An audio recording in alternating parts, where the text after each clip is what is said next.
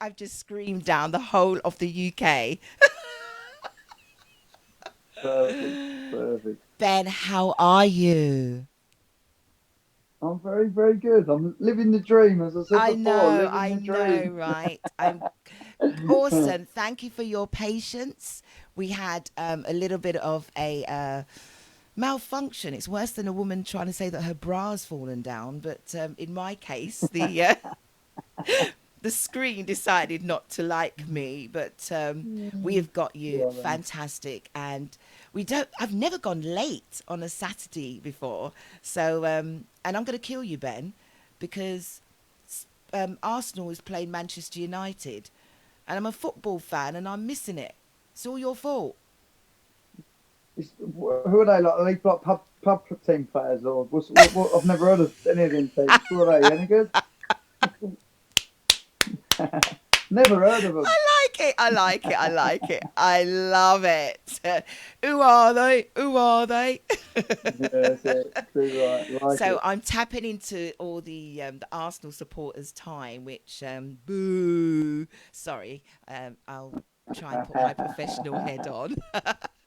Folks, as you can see at the ticker tape at the bottom, I have the wonderful Ben Jones. Now, I'm going to come to why we call him Duracell, or why someone's nicknamed him Duracell, and it's stuck with him forever. Um, but, you know, thank you so much for joining. And before I even start on the show, I always, always, always send out positive affirmations to everyone. So it's a good day, good evening, good night, good morning to anywhere around the world, that anyone who's only just tuning in and watching this probably a year later or 2 years later, we're sending out nothing but positive affirmations and good vibes. And I'm sure Ben would totally agree with me. Oh, I can see a wonderful boxer. He's got, oh, I love his office. Can everyone see? I'm going to ask you about that picture in the background. That's not Sugar Ray, is it? I'm getting It excited. sure is. All Sugar right, let me Ray and calm down. Rocky, look. Let me calm down. Let me just calm down. I Love your can't see him. office. I'm Rocky. Oh, and Rocky. Oh, we gotta have a bit of Rocky, I am don't Rocky. we? I'm. I Got to have a am. bit I of am. Rocky as well. Absolutely. I am non-traditional.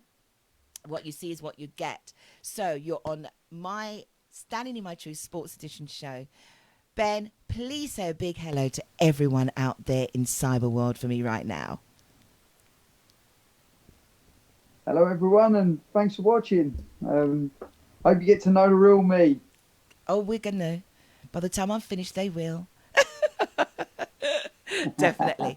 I'm going to jump straight in, and I know that, and you know, there's a lot to cover today, even though there's a football in there. But I know you've got your heart set on football as well. So, Ben, I know that from what I've read, you're Crawley bred and born.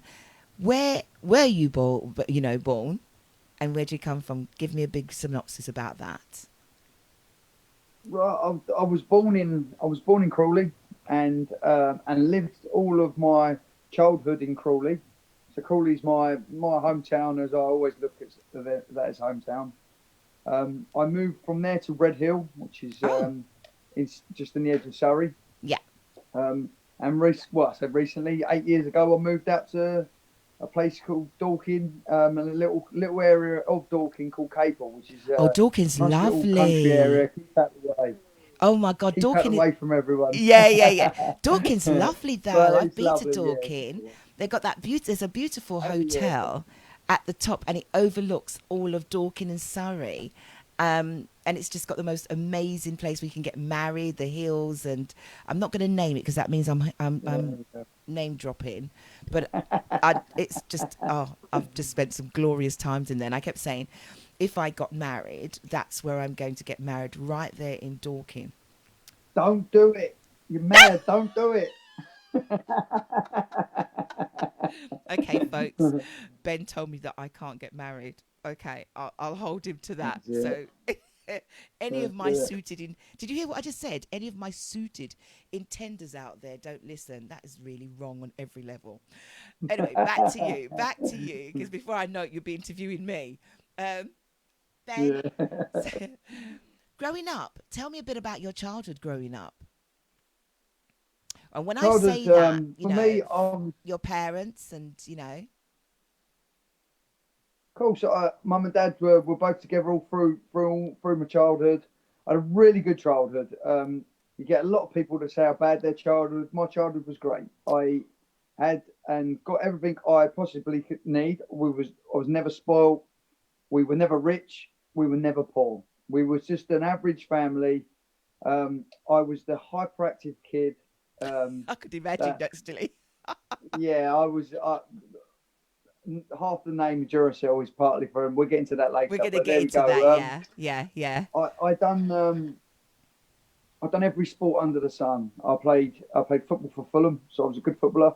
Played for the county. I was a decent player, but also I did cross country for the county. I did athletics for the county. Oh, I did wow. rugby for the county. I just had to play every single sport. That was just me. It was in my blood, and I had to do everything. My ones obviously I pushed on with was boxing and football. They were my Well, two coming main to that, sports. don't I even go. loved all the other sports. Don't. I'm gonna ease you into that. I want to ease you. Now, No, what surprised when you're cool. telling me you're playing football and blah blah. As I keep saying to people that come on the show, feed me, feed me. So let me feed myself. So growing up, was anybody else? What about, have you got siblings? I've got a sister. She's 2 years younger than me. And strangely enough, probably because of myself, she is fantastic at sport and steered clear. She was the fastest in Crawley town sports. She would have been very, very talented. She's very tough and avoided everything.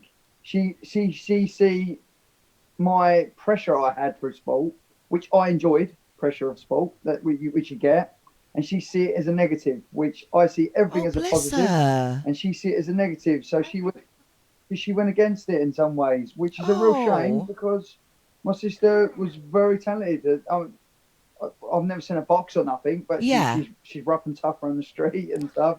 But not that she's a fighter. She's got a family. She loves her No, kids. no, And no. a lovely Yeah, person, yeah, you know. yeah. But she excelled in different ways. She's an NHS nurse, really high up and doing really well. So she's a whole different character than Oh, I am. You know, wow. very And what different. about your parents? Were they sporty? Did they do anything? You know? Hugely in sport. My dad's a good sprinter. Was a decent footballer. He's your rough and tough side, the side that come.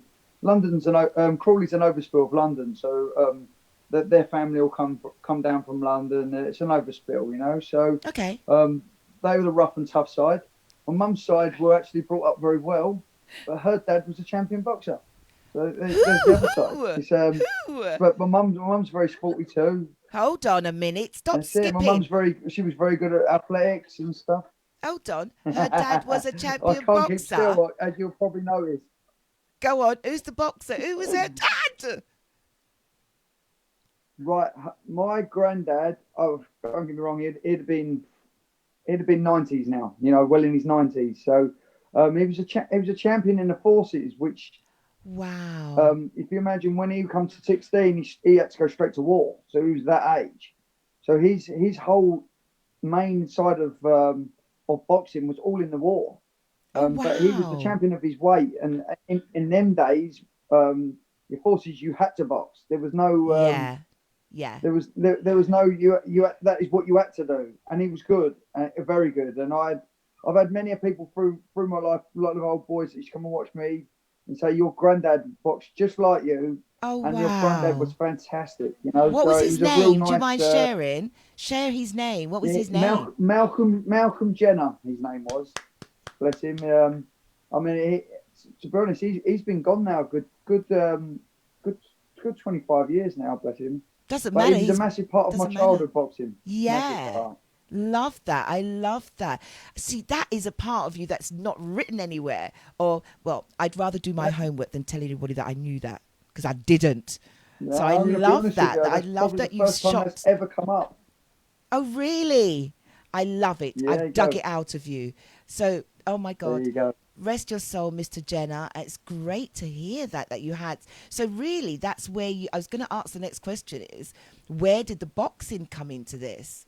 You know, so here you've told me Yeah. that you had this wonderful growing up in every sport. So you sprinted and, you know, I'm surprised you didn't tell me that you javelin threw or you did long jump or you did. I'm waiting for you to tell me that I you did bloody long did jump. pole jumping. Don't even. Don't even.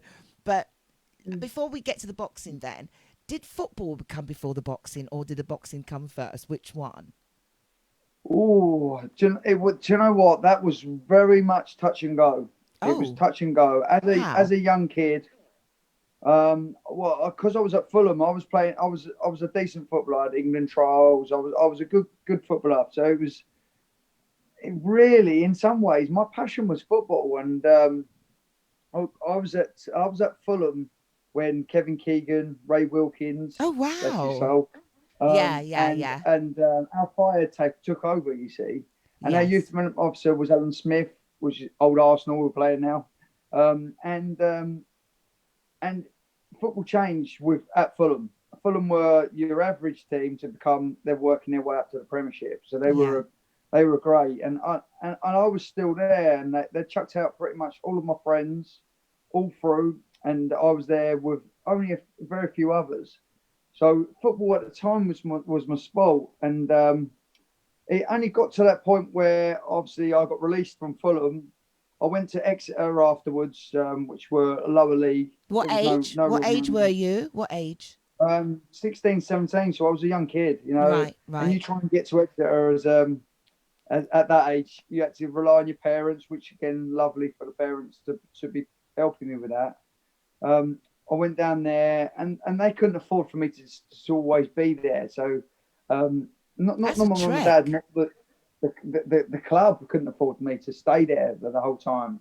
So they were doing it as they were coming to watch me at my local clubs, and I play every now and again. And it weren't for me. And I said, right, I'm knocking it on the head. I played semi-professional football at the time. I was playing for a team called Wtih, which were there, but they were a league below the Vauxhall Conference. I was only a kid. I was only 18, so I was there or thereabouts myself. But I started concentrating on the boxing, pushed the And when football to was the side a that? Was bit. that while you were playing semi-professional? Yes, it was. Yeah, and then in the end, I made the decision. I actually, this is another thing that's not come up yet. I actually um, got my cartilage went on my knee, so I ended up having an injury, and I went back to boxing instead of football to train myself up, Ah, get me is that what strong again. happened? Okay. And my boxing went. Oh, I was always a decent boxer. I was always in the top, about the, at least the top 10 in the country. I was always there, and then as soon as I concentrated, I was one of the top three in the country. So And I that was thought, in the amateurs. Was that the amateurs, right? Because this obviously is it's the the amateurs. amateurs. Yeah, yeah, yeah. Yeah. This is the amateurs. Yeah. So you had the So when you had the injury rough about when? When was the injury? About well, I must have been 18 years old. Yeah, so I oh was young, wow. young. So that injury cut short a budding football Could have career, would you say? And then could you have went been. into the Yeah, that's gym. right. Did you go into boxing to sort of get fit again? Well, strangely enough, I was always boxing as well as football. See, I always looked at it as the football would help my boxing would help my football. I was always tiny. Right. I was not a big lad, but I was still one of the strongest on the pitch because my Right. upper body strength was very good. So my boxing helped my football, but I thought of it as helping it to get me back to football. Went back into boxing more so more full time, and actually thought I'm actually very good at this. I'm going to stay at this, and You see, stayed now where I was at you're Fulham. answering all my questions here. Before I can even get to them, he's now going, because my question to you was going to be, what made you feel that you could actually transform into a boxer? What was it? Who Mm. inspired you? Who did you have behind you to tell you that? Do you know what? My family backed me on everything I did, which was very nice. They always backed whether whether I'd have been a ballerina, they'd have backed me. They were that type of parents, you know. They pushed me into it, you know. Oh, you need So to take. I it need to was take that lovely. image out of my head. Sorry, I'm just trying to find you pirouetting in a I'd look tutu. lovely in a tutu. Yeah, Come in a on, you know that. Anyway, so yeah. I always boxed as well as played football. I did everything always together. There was one of them. But as soon as I stuck and concentrated just on one, things changed.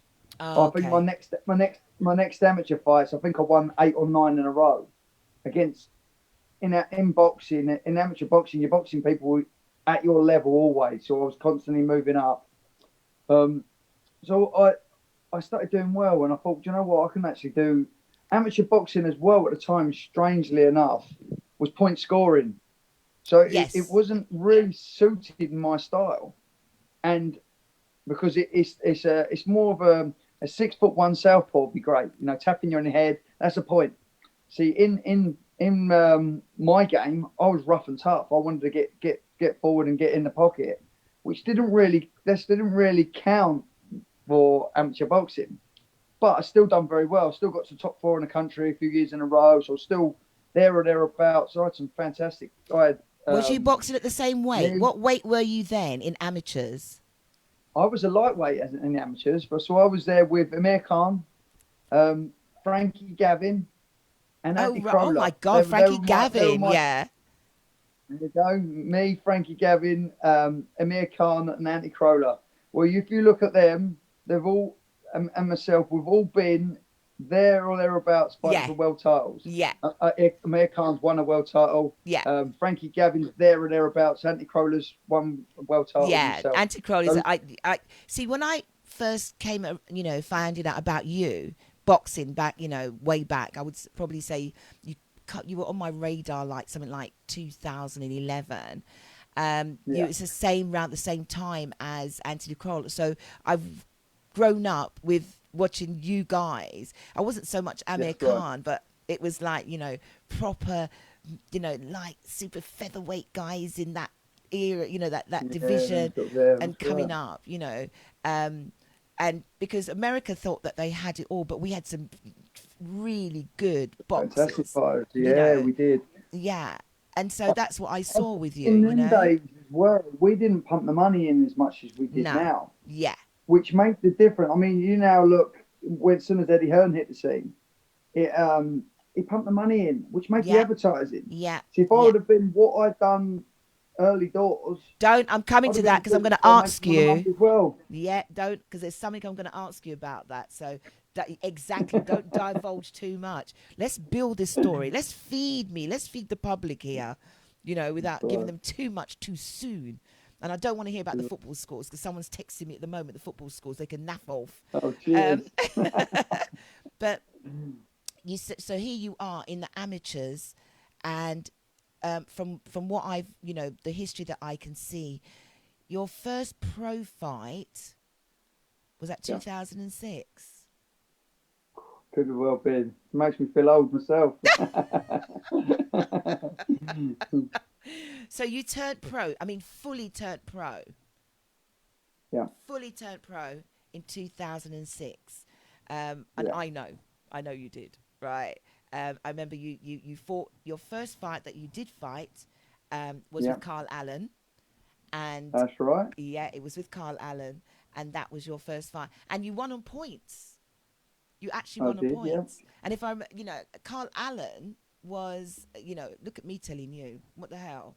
Carl Allen had a bit on you before. Do you know what I mean? He had been fighting along, a bit down the line than you. Well, so I think he did about 200 fights. Yeah, he had such a career.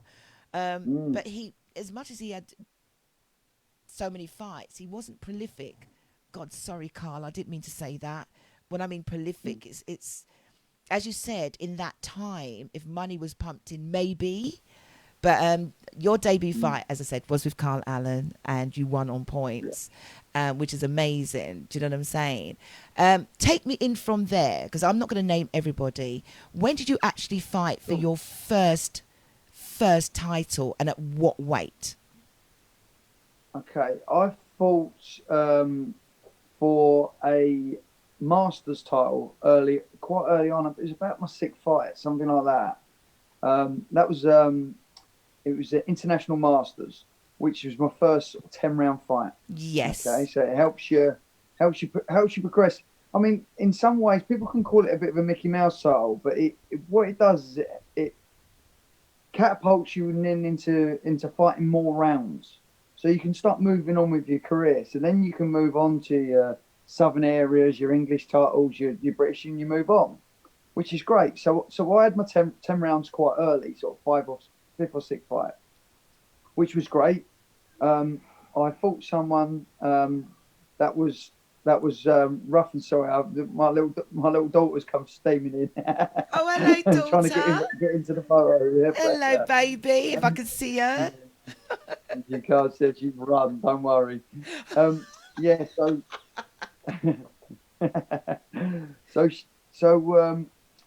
it progressed me on. I moved on, and then my major. Who did you fight? Who was it that you fought?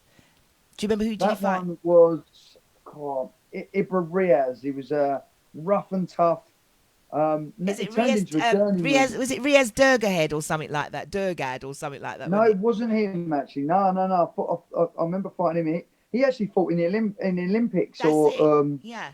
Yeah, it was a not a bad boxer, but he didn't have the money and stuff behind him to go into the right things. But yeah, no, Ibra Riaz was. Oh, Ibrat Riaz. Yes. He's tough. He's a journeyman now. Goes on and fights for money and teaches people the game as such. You know, that's how I look at journeymen. They're there, so they make their money, but they don't get hurt too much. But they know the ring, so they can last the rounds. But when I fought him, it was only his 5th fight, and he was on his way up. He just fought a good lad as amateur. What I thought, I can't remember his name, and got a draw. So he was a good prospect at that time. Obviously, I outboxed him, done my 10 rounds.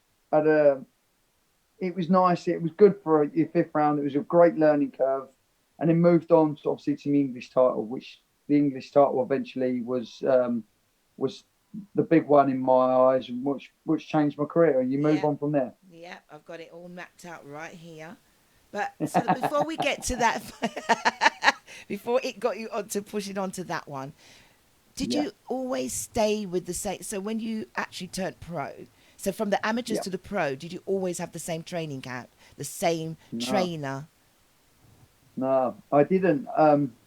Strange enough, I turned pro. This is another thing actually. You've hit a good nail there because no one else has asked me that question. It was a good question. I actually turned pro, and not many people know this, with Lloyd Hannigan. Shut up. Sorry. Yeah. That's right. That's the Essex coming out. So sorry. There you go. Shut up. Yeah, so Lloyd Hannigan, but don't get me wrong, it was just before I was signing my pro contract. So I trained with him right at the beginning. Lloyd was great trainer.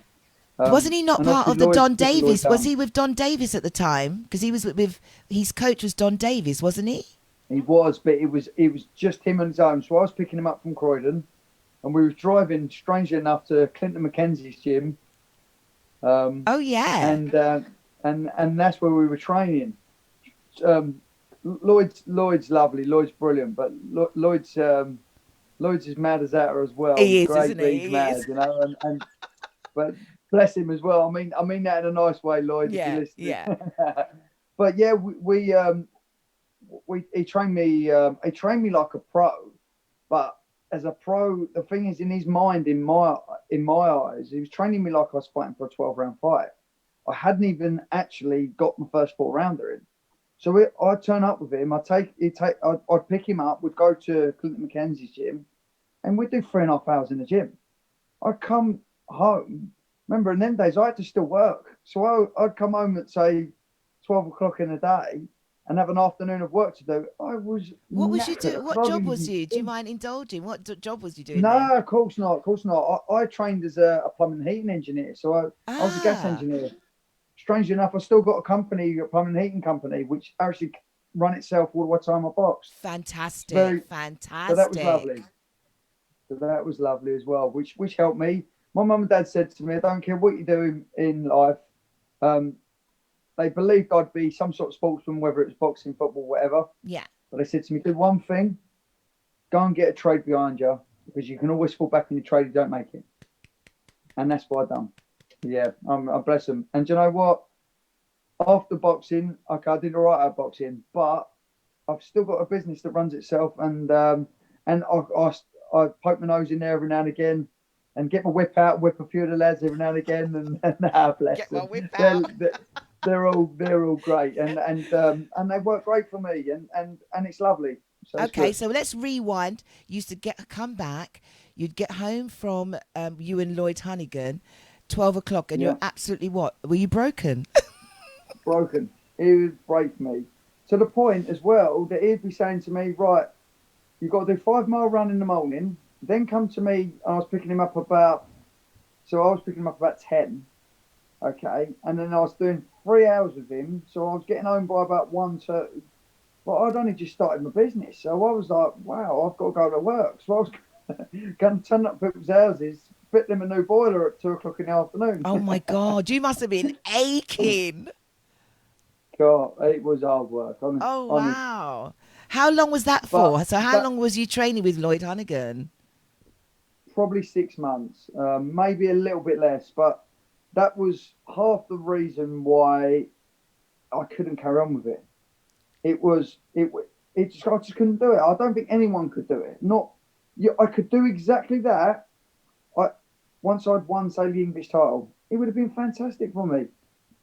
But it just got me at the wrong time. He got me as a real novice, as a pro. Obviously, I've never been fought, and he realistically, it was just a little bit much for that time. But he couldn't sort of function that bit. He thought that's what you do. Right. That is what you do when you're a full-time pro. Sure. But not at the beginning. Yeah. Bless his cotton. He was trying to break you. Oh, I think he Bless was. him. So you moved away from Lloyd Hunnigan, and then you found a whole new training camp. Who were they? Who was that? That was brilliant. That worked really well. Strangely enough, the hometown I'm from, obviously Crawley to Crawley. So I spoke to Michael Aldis. Michael Aldis was British and Commonwealth champion, super bantamweight. Which remember the name? Yeah. Just only a weight or two below me. So, and with him he retired quite early. I think he ended up with had a car accident and retired at about 32, 33. So he was only late 30s at the time. He was in his prime, to be fair. Still a young man, Yeah, he was in his prime. So for me, he was probably walking around at 10 stone, and I was lighter at the time, even though he was lighter at weight. With spar I'd learned so much of Michael. Michael, without me actually really realising that completely, I picked up every single little thing that he had to offer. Wow. And every little fault. So which was brilliant. It worked a treat. And you stayed with him, so he continued training you? Yeah, for a good probably 6 years. Fantastic. So that's your camp. I wanted to just... I would say most of my training, most of my professional career was with Michael Aldis, yes. Big up, Michael. Big up, Michael. Big up, Michael. Man. We're giving Michael some love. We're giving Michael some love. Yep. Okay, so here we go. You left Lloyd Hunnigan, so you've now gone to Michael, and you're now actually plying your trade. And by then, you've had, 5, 6, you've come up to about 10 fights. Let me put up your record, actually, which is something that you thought I didn't have. So... He's laughing. Don't laugh. I knew you'd have that. Don't laugh. Let me put it up for you. Hold on a second. That's your cousin. Let's get him off the screen first. So I want to get this up. See if... Let's just hope this blinking does do it for me. Considering that it's been playing... Here we go. Let's see if I can find it. Yay! There you go. Just in case no one knew, there is you're an orthodox boxer. It's giving me everything. Yeah. Peaceable, close your eyes. You don't want to see his age. Stop. Yeah, no, that's it. Keep away from that. They're lying on there. Eh? They're lying on that. So, we're coming back to you. Basically, so you had a great record. Now, first? Do you remember the year that you won your first title? And it wasn't. No. Was it for the I Vacant? don't know any of the years for any of them. Oh, please don't let me have to tell everybody. Yeah. No, I'm only joking. So I got punched in the head for a living. You've got to remember that. this is not football, okay? We're not using that excuse. Have you not heard the excuses? You've been headering the ball, now you've got dementia. And, and I'm not saying that lightly because that's what's happening. Boxers, you don't have an excuse because it's called boxing. That's my stance and I'm sticking with it. No. Okay, so I recall that you fought for the Vacant WBO. You remember that? It was vacant. Do you remember why it was vacant? Yep. Who was in that position? Why it was vacant? I think it was that wasn't my first title. That was my first sort of beyond like the English stuff or the British stuff as such. Okay. Yeah. Vacant, more so the European one of these titles is a bit more of a stepping stone. So the idea for the WBO is to work your way up the rankings to get to the world title. Okay. If you can win the WBO European, I believe it gets you in the top 15. Yes, it does.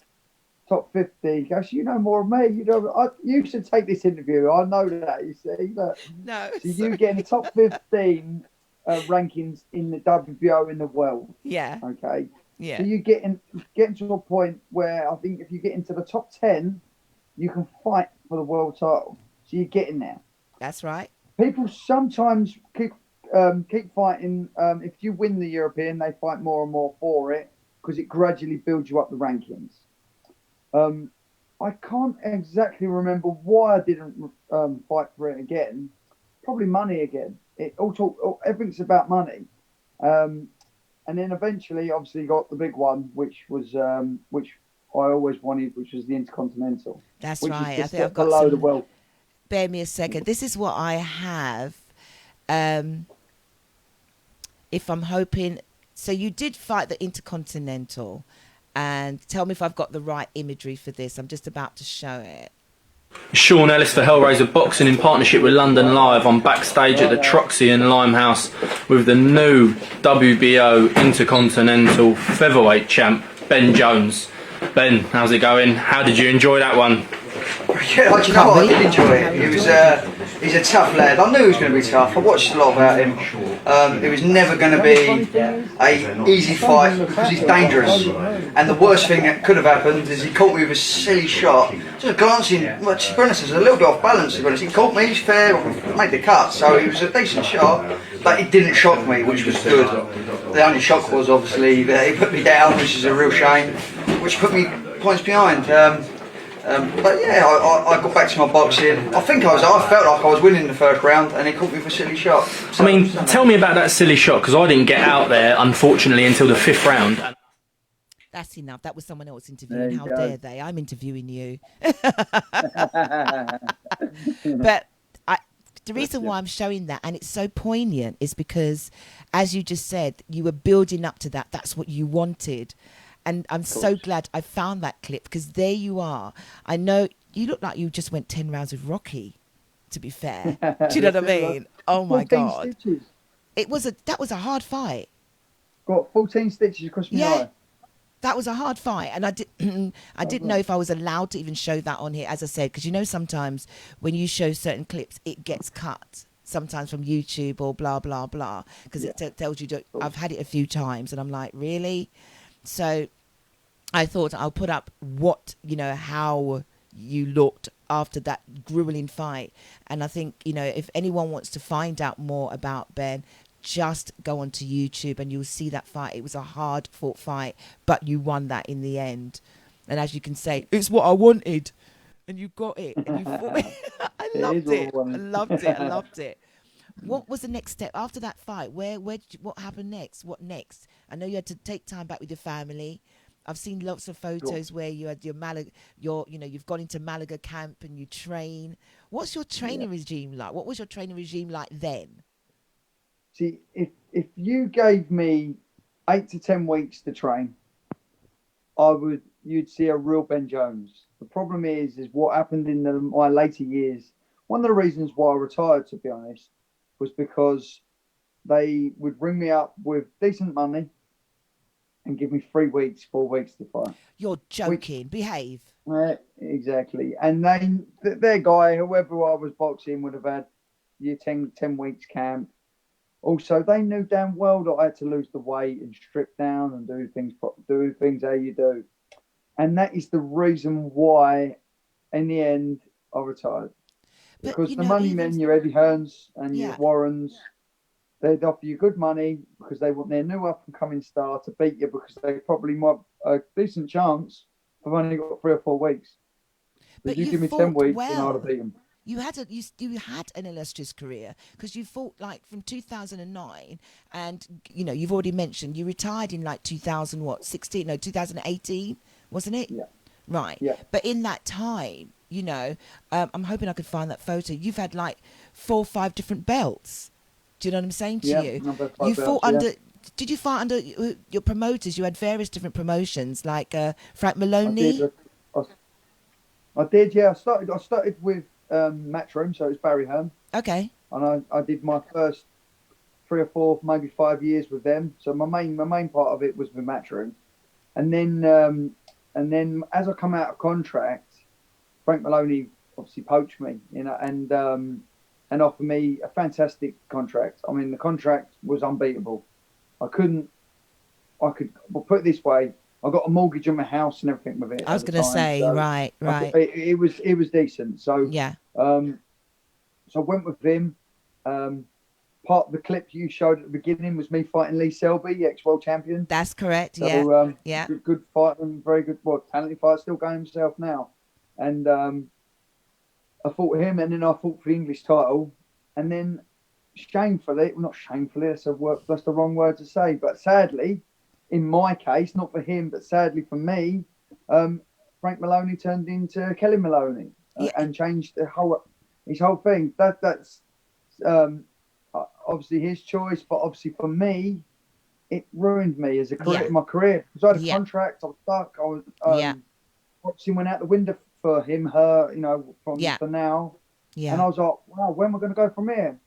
So did you find that people weren't touching you because you were under 100%. Kelly Maloney? I'm going to call it because that's what she wants to be named now. Yes, Kelly Maloney. And I'm not taking anything away from the fact that that's what she wanted to change her gender. She wanted to change her gender. But I remember when that happened.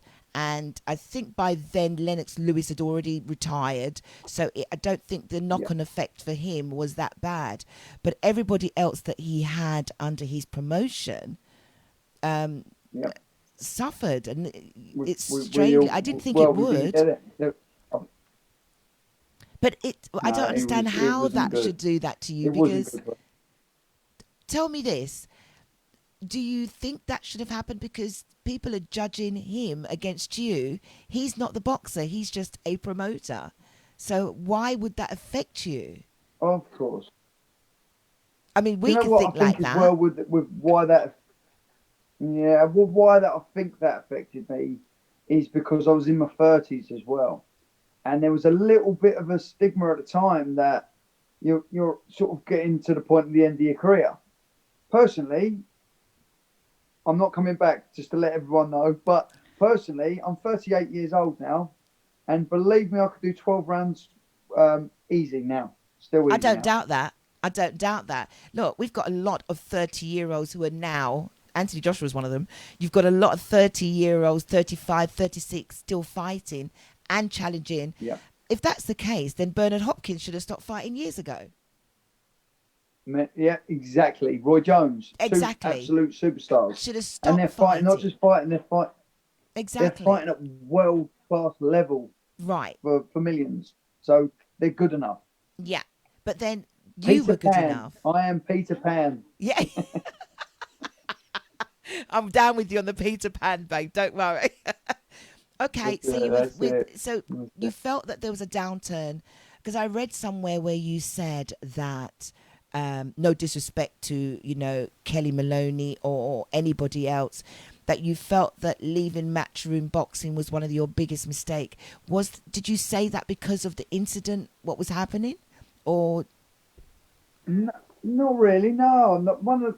They were very good to me, Matchroom. When I was with Matchroom, it was Barry Hearn. It wasn't Eddie then. It was Barry. They were very, Ah, very good with me. yeah, It's a whole different thing, and that's the reason again because Eddie took over. Eddie, I never knew Eddie. I never really got anything. I don't even think I met Eddie as a boxer while I was with his dad. So the half the problem was obviously Kelly and Frank turned into Kelly. So then when I went to go back, I was 31 years old, and they weren't really interested. They had some new up and coming young lads and stuff. They were still on the Olympians and stuff at the time. yeah, I think the Olympics was around at that sort of time as well. yeah, So they were taking all them, and they was thinking, no, I don't really need it. I'm going to start again. yeah. So for me, it was a little bit of a wow. I'm in a where do I go here? My luckiness with it all was I sold a hell of a lot of tickets. I was gonna So say, I was a promoter's dream. Apart from unless you had Sky Sports and was pumped into money, yeah, it weren't about that to them. yeah. But any of the smaller promoters loved it. And They you were all, like, wow, I that can was go and sell. brilliant. Yeah, you did the York Hall. You was at the Troxy. Majority of your fights were down, the York Hall and the Troxy. And for me, that was sawdust, good quality boxing fights. Probably, Week yeah, in, that's yeah, right. that was proper. It's like you could smell the sweat when you walked into Bethnal Green and York Hall. That's true, right.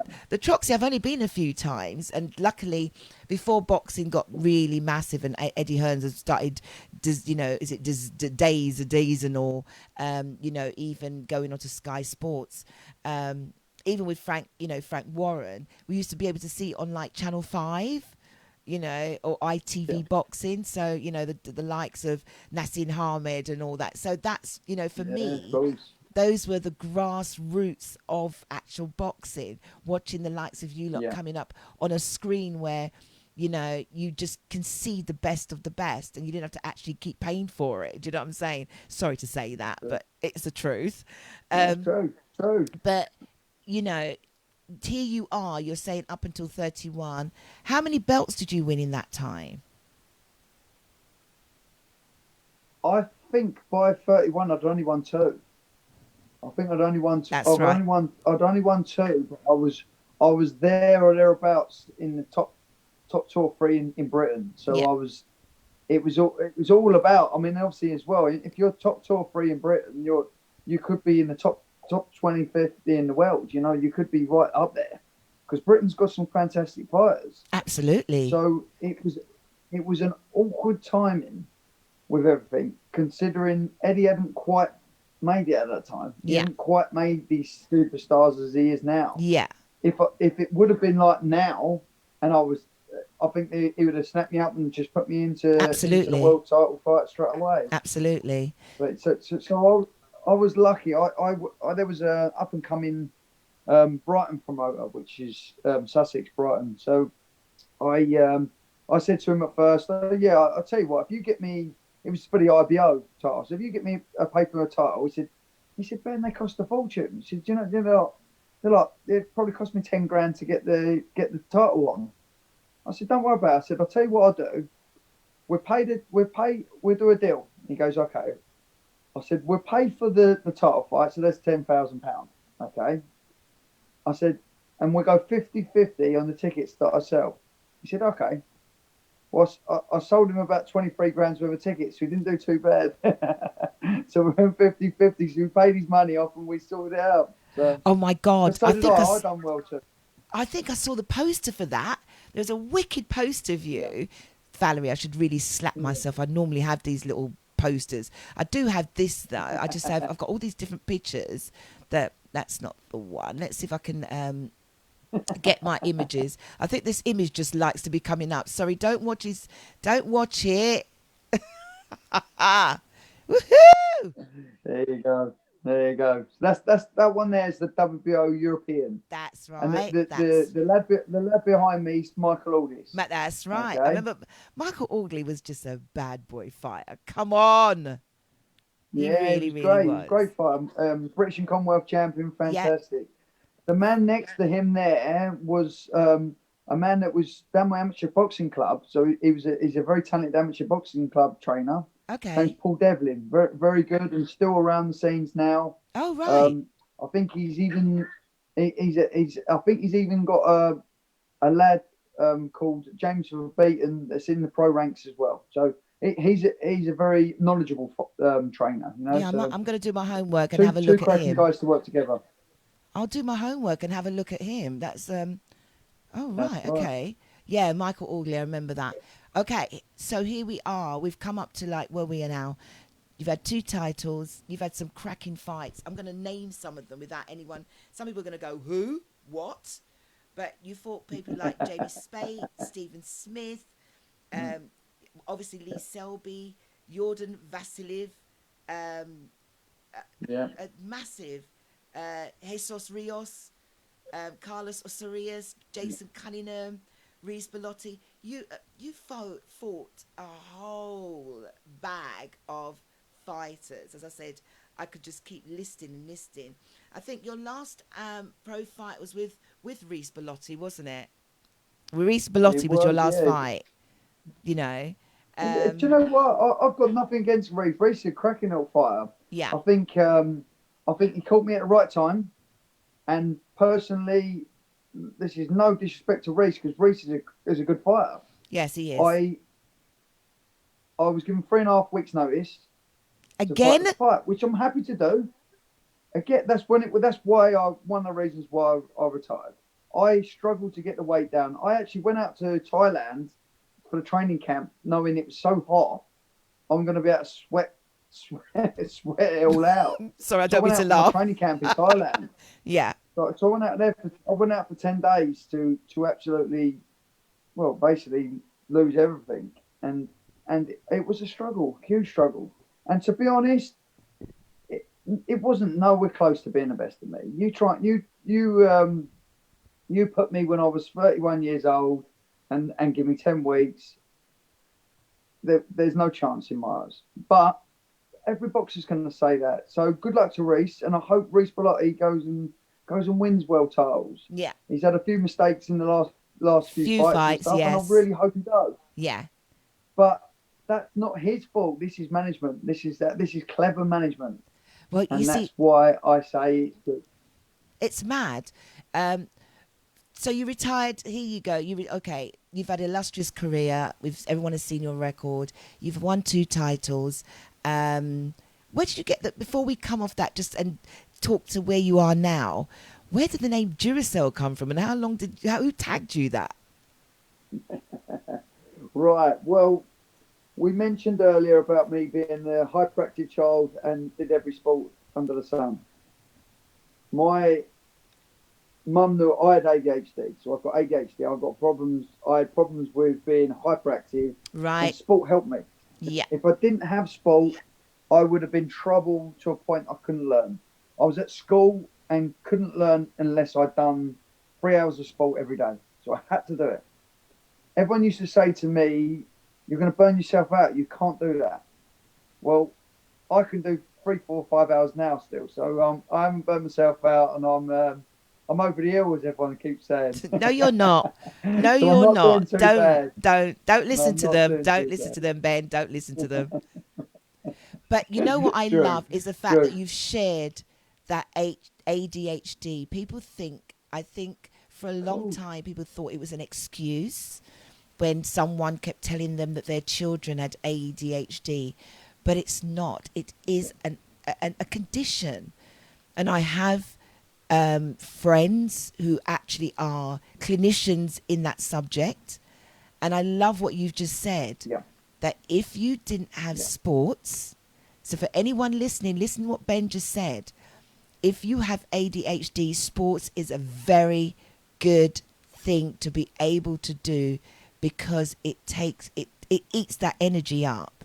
A lot of people don't realize that ADHD makes you feel like a Duracell bunny. There you go. And that's what my mum called me. And it's so stuck. It was my mum that come up with the name Duracell Jones. Oh, wow. Because I was hyperactive. I thought I'd just coin it while I was saying it. That is amazing. Do you know what I mean? I thank you for sharing that that you've had you don't just get rid of ADHD. It stays with you. It's just how you manage it. It's how you actually manage it. Yeah, as I've got older, I can manage it even better. But I probably don't need to burn as much energy off to get myself to that. But when I was at school, I literally, there was a point I went to secondary school, and my school understood, they didn't really understand ADHD, but they understood that I was a hyperactive child. So they said to me to get to school at 8 o'clock in the morning. So my mum used to get me to school. I live quite far away from my school, so she had to drive me to school 8 o'clock in the morning, and I went on a half an hour, 45-minute run nearly every morning. And then I was allowed to shower up, and I was allowed to get to school late. So to me, it was a bonus. So our school started at 8:30, and I'd get to school at 9 because the teacher had brought me in. So to me, I was thinking that I was getting an extra benefit from being I don't have to go to assembly or something like that, you see. Yeah. But what they were doing, whether they knew they were doing it or not, but what they were doing was getting that energy out so I could actually control myself to the afternoon. By the afternoon, I was hyper again, and I needed PE to sort me out. But because I think ADHD actually became a recognised diagnosis, I think in the mid 2013, or I would say probably 2009, it actually became a recognised. I can't. Oh, where have you gone? Where's Ben gone? Oh, I'm back. I'm back. You're back. I'm back. And my battery's going on. Yeah. I mean, we won't harp on too much on the subject, but it you're right. Teachers kept thinking that you were just hyperactive, but now people can. Or naughty child. Yeah, naughty, and they tag you, and it sticks with you, doesn't it? But I'm glad that you you found a way to deal with it, which was sports. And that, I'm sorry, I had to ask you where Duracell came from, but you've come to the end of your career. And lo and behold, when you decided to call it a day, did you already have something in mind what you wanted to do? What was the crossroads like? And how difficult was it to actually just say, I'm done here? I was very, very lucky. As we touched on it earlier, I said that I started a plumbing and heating business before I was a professional. So I started it. When I turned professional, it ran itself. So I always had something to fall back on, as I was talking about, as my mum and dad wished me to do. So I've come out of boxing. I always had my plumbing and heating business. If I wanted to, I was poking my head in. To be honest, I don't want to. So what I've done, but it still runs. So it still makes me money, and it's nice. But my dad's a builder, and built houses, and so did I, even through my boxing career. So luckily enough, I've carried on doing a bit of building, and sort of made some money from the side. From obviously some of the money from my boxing helped me to buy like plots of land and stuff like that, so I can build and I can carry on with my career. So also on the other side of that as well, I got touch with a local gym that used to be my old amateur coach. He's got a new gym somewhere, and I go and train the kids and the adults, and I get right involved with the amateur side. So I give back that way. So it burns my energy too. So and that's what I was going to ask you, because I see that you're now a personal trainer. I'm hoping I've got that. Not hoping. I know I've got the video. Just got to make sure I play it. Don't laugh. We've already had gremlins today, but I think I've done not too bad. Let's hope I've got Sean Ellis for Hellraiser Boxing in partnership with London Live. I'm backstage at the truck. See, I'm hoping I've got it. Please tell me I've got it. If not, it's bang on my other computer, but... Sean Ellis for Hellraiser Boxing in partnership with London Live. I'm backstage at the Crawley in Limehouse with the new WBO Intercontinental Featherweight champ, Ben Jones. Ben, how's it going? How did you enjoy that one? Yeah, doesn't like it. I put it in to see if it would play, but it doesn't like it. That's a bummer, because I've got you where you've been doing your training.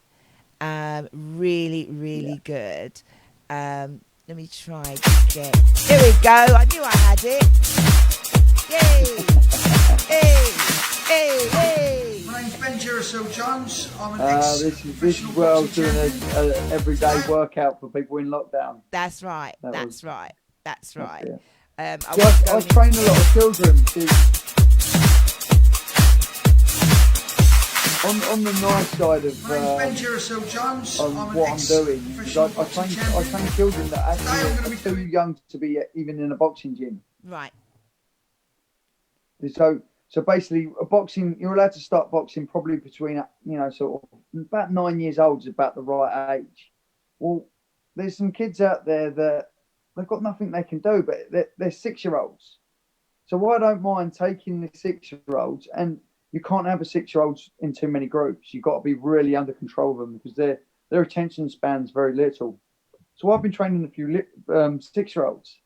And do you know what? Week in, week out, you want to see the benefits you get from these kids. And they love it. Honestly, it's great. I could just imagine. I really, really could. And is that how long you've been doing that for? For me, is that that's through lockdown. lockdown? I enjoy it. Sorry? I can't do it through lockdown, obviously, because of that's what I was going to say. Indoors. If it's outdoors, I can do it. It's very difficult.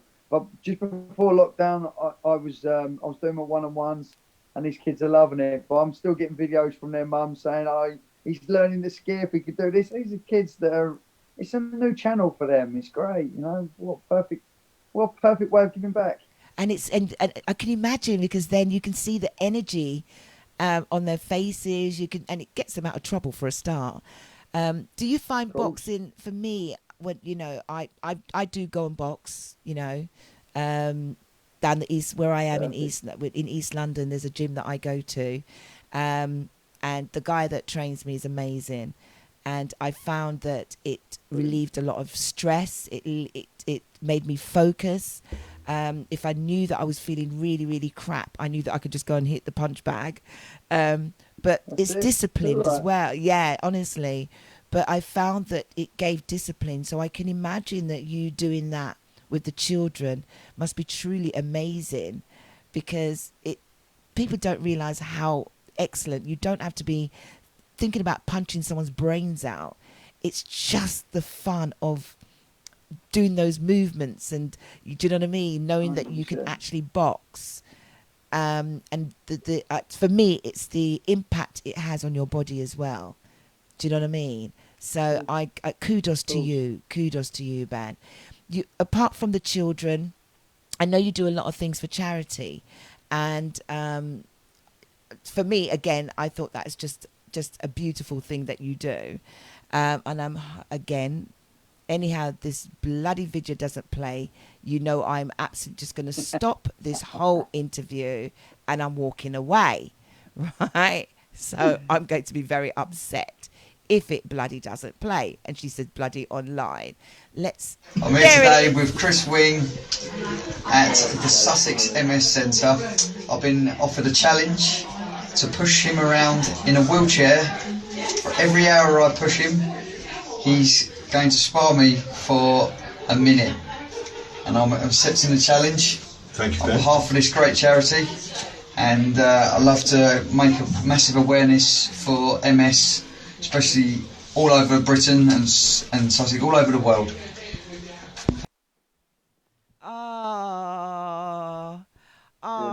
Brilliant. How much did you raise? Like it. I can't remember exactly, but I think we raised about $4,500 for MS. And how long did he spar you for? How many sparrings did you get out of him? What did you have to do? You know what, we did it, and I brought Neil Razor Ruddock involved. He got involved. George Gilby from Gogglebox, and it was great fun. Oh, I love that. I'll have to try and send you the video. Yeah, it's real good fun. Send it to me, because then I can put it, because we've got a new website. Because we're doing a full relaunch of our new website in a couple of weeks. So you'll be highlighted on it where you've come on.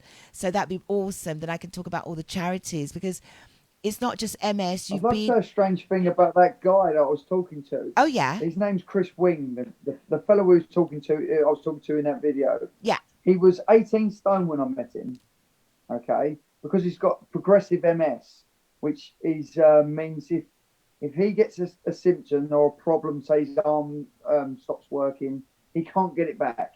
It's the end of. Okay. Well, to me, I look at everything on a positive. He looked everything on a negative because he was told by doctors it was negative. He was progressive MS. And don't get me wrong, I'm going to say one thing to everybody that's listening. I am no doctor. I'm positive. So what I said to him is, let's give you a chance. Let's try. And he said, but it can't work, Ben. I've got progressive MS. I said, okay. So does that mean you don't want to try? He said, no, I want to try. I'll try with you. Okay. The man now, from 18 stone, is 13 stone. Woo! Okay. The man, there you go. There's one. That's amazing. Okay. The man couldn't lift his his right arm, more than 3 times in the air. He can now lift 20 kilos, 20 reps constantly. What? The man was borderline being in a wheelchair, and they said to him he'll be in a wheelchair very soon. He can run. He can't just walk, he can run. Because I've strengthened his core to make him do core work and strengthen him as a person. And I said to him, just don't give up. Just keep pushing. He goes to the gym every single day and the man can run. And do you know what? The saddest thing about it is the MS Society don't want to know. They don't want to know because he's an achiever that you can achieve something without. That's he's got amazing. Every bit of paperwork to say what he's got. Yeah. He's got progressive MS. They say that's the end, basically the end of the line. Yeah. Well, he just showed that you can actually live a new life. They gave up. They gave up on him. They gave up on him, Ben. He gave up on himself. Yeah, and he gave up on himself. And now he sleeps for 8 hours. He had 3 hours sleep every night. Now he sleeps for 8 hours. He has a normal life. Good on him. Oh my God! I'm applauding you, and I'm applauding him. For a while, but how good is he? Amazing work, and that is what needs to be. Everybody out there that gets told they're on, that it's over the thing. Be positive because you know what? You can do it. Everybody I love can you. do something. I love you. Why not try? There's more that I want to tell everybody. Tell me this: with him, it's not just him. You do a lot of other charity works. Can you name a couple that you've been involved in? Because you've just done amazing. I know you've done a football charity with Crawley Town. I think you did.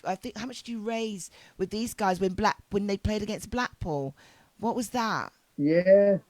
I'm sorry. My phone's on the last 10%. Oh no, we're nearly done. We're nearly done. That's right. That's the guy with MS. If you see him, he's in a wheelchair there. Yes. So he was borderline a wheelchair, and the man can run now. He's a big guy there. But actually, I'd love to show you a picture of him now. He can run and everything. Oh my word! I do a lot of football charity.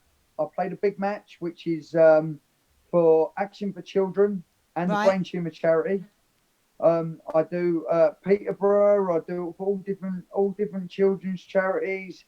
A lot of it's football. I link a lot with football, so it's nice. I walk around all my belts and I show everyone that. But then I go and play 90 minutes of football and enjoy that. So I've got a bit of everything, So you there? Oh, yeah, I'm still here. Oh, you're back. I'm going to try and catch you before your battery dies. Just to put his name in the thing. George Gilby tried ringing me from Gogglebox. George Gilby from Googlebox. Ben is online with Val. If you want us on Googlebox, you need me and Ben together. You need to butt out for 2 seconds. It's my turn. Listen, so I get involved with so many charities and so many different things. Yes, you do. You're a motivational speaker.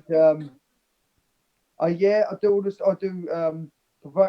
I'm very positive. So I do positive speaking.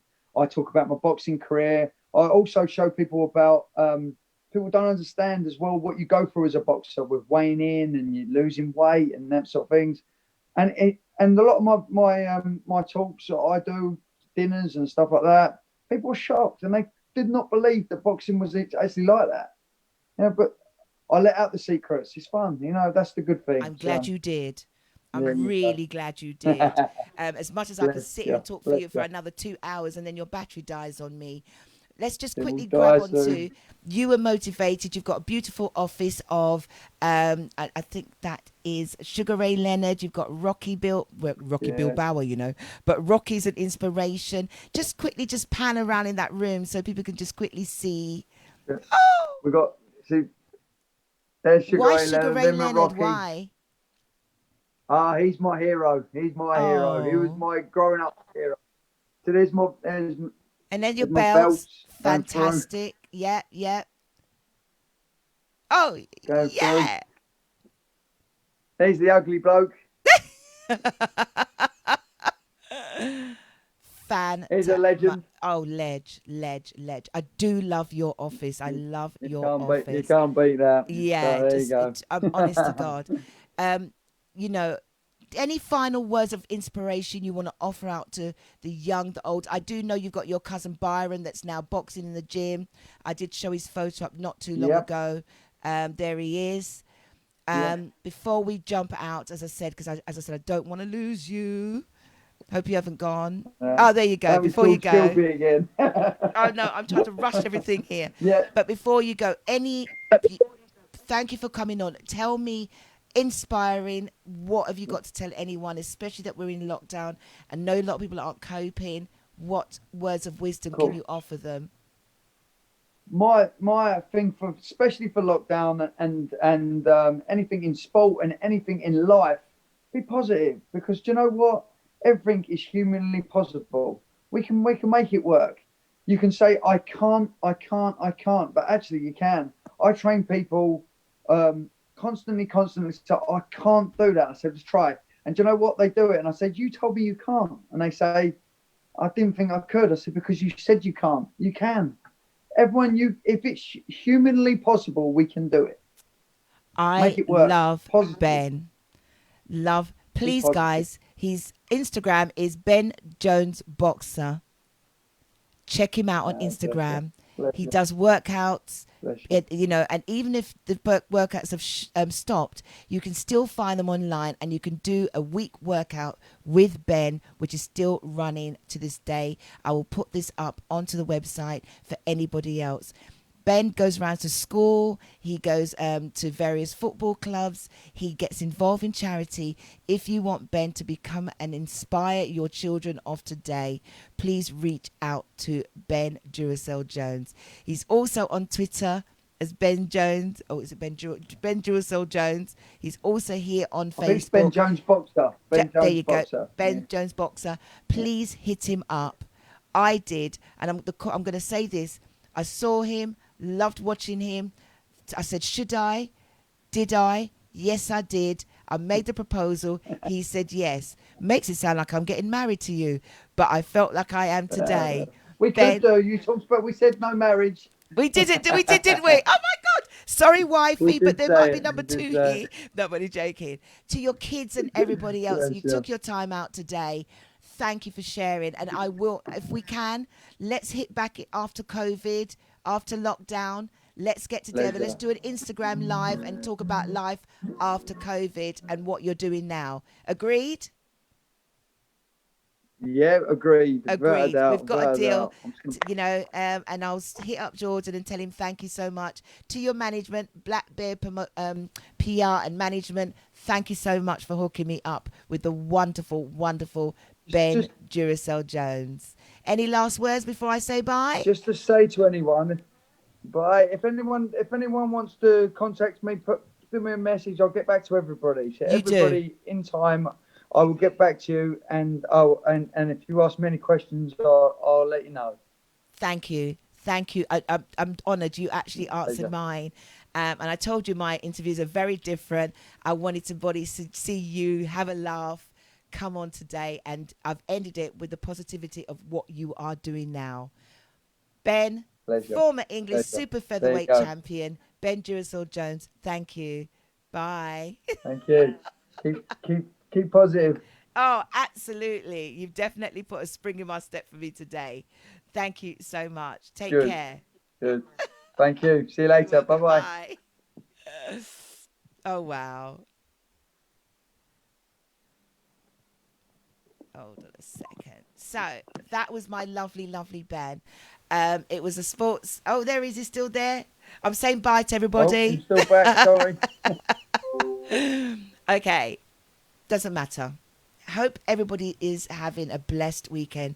I know it's the late sports edition, and as far as I'm concerned, it's never too late to talk to anyone in sports, whether they're still playing now, whether they're still boxing now, whether they're still presenting now.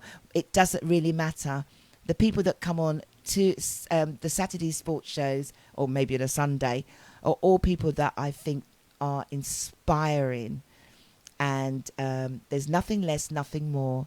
So I hope people can take something out of what our show was today. With that said, I'm off to go and find out what the results was of Arsenal Man United. I haven't had a lot of people. Oh, let's see who's saying that to me. I haven't had a lot of people saying anything too derogatory about Arsenal, so they may be winning. I hope not. But anyway, have a great, great, great weekend. And join me next week. Before I go, I just want to let you know that as of February, there's a new trailer coming up. It's 14 days of the Love Zone Corner. It's a surprise, and I hope that people are going to embrace it. 14 days of the Love Corner starts next week. Ooh, we need some love. We need to bring some love into the house. Anyway, that's me, Valerie M. Mwah, mwah. Sending positive affirmations to everyone in the world. Good night, and God bless you all.